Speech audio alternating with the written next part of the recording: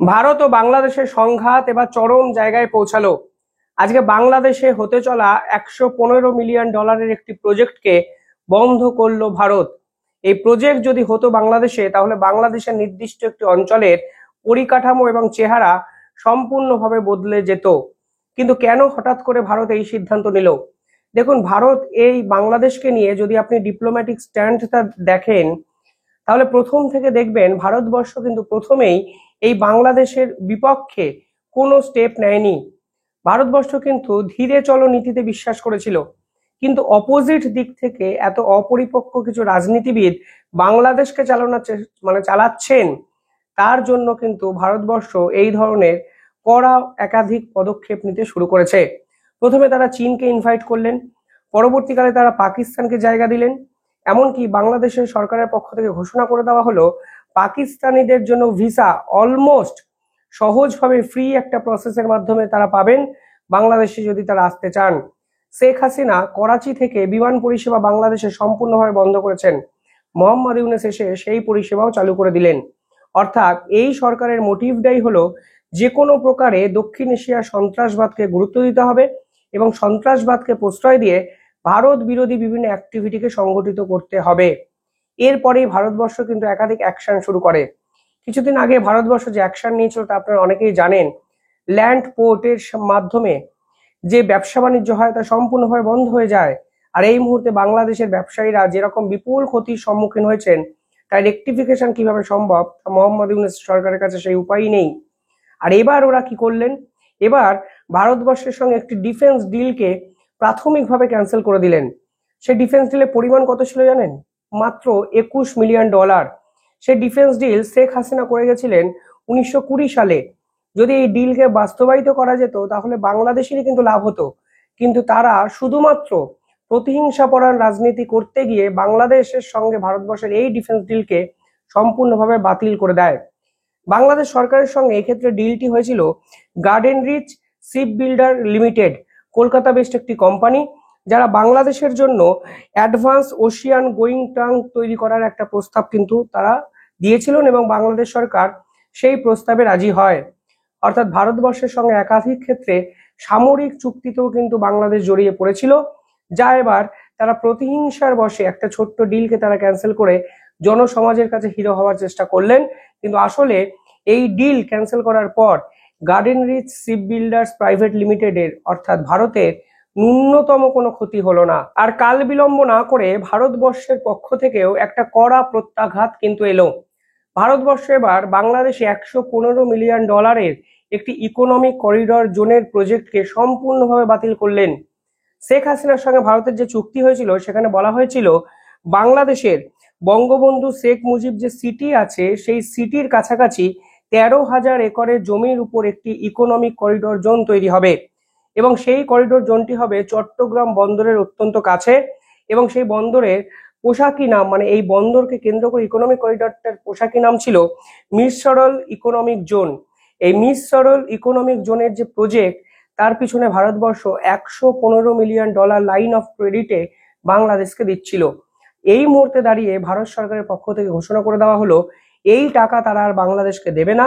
অর্থাৎ 2020 সালে হওয়া এই প্রজেক্ট বাতিল করলো ভারতবর্ষ। লাভটা কার হলো, ক্ষতিটা কার হলো? এই যদি হিসাবটা আপনারা ভাবেন তাহলে দেখবেন এই লাভ ক্ষতির অঙ্কতে ভারতবর্ষ এই দুই স্টেপে অন্তত বাংলাদেশের থেকে কয়েক যোজন দূরে এগিয়ে গেল এবং আলটিমেটলি যদি ডিফেন্স চুক্তিটি বাংলাদেশের হতো তাহলে বাংলাদেশের সামরিক শক্তিও কিন্তু এক নিমেষে অনেকটাই বেড়ে যেত। দেখুন, একজন $21 মিলিয়ন একটা প্রজেক্ট ক্যান্সেল করছেন আর অন্যজন $115 মিলিয়ন একটি প্রজেক্ট ক্যান্সেল করছেন। যারা বাস্তবিক বোধ সম্পূর্ণ ব্যক্তি টাকার অঙ্কতেই বুঝতে পারছে লাভটা কার হলো আর ক্ষতিটা কার হলো।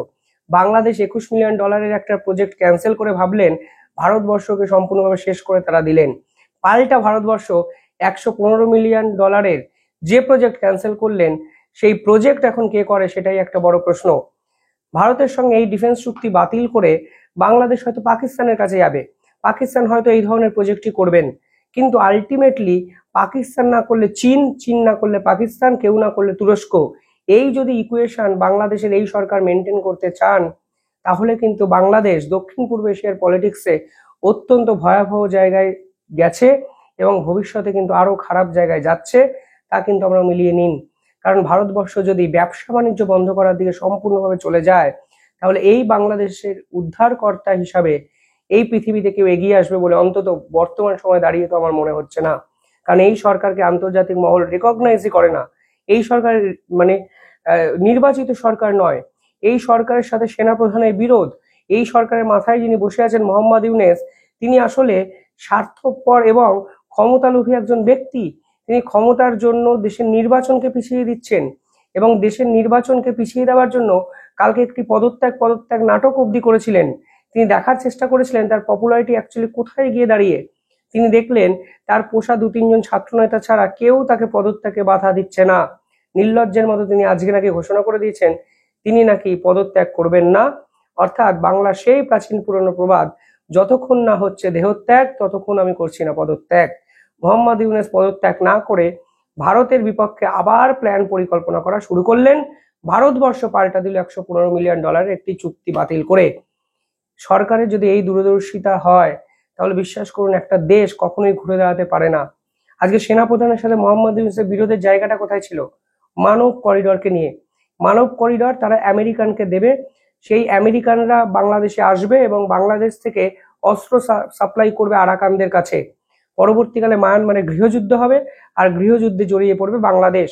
এই যদি ভিশন থাকে একটা দেশের, এই যদি দূরদর্শিতা থাকে একটা দেশের, বিশ্বাস করুন এই দেশকে টেনে তোলার ক্ষমতা আমার মনে হয় আন্তর্জাতিক কোনো শক্তির নেই।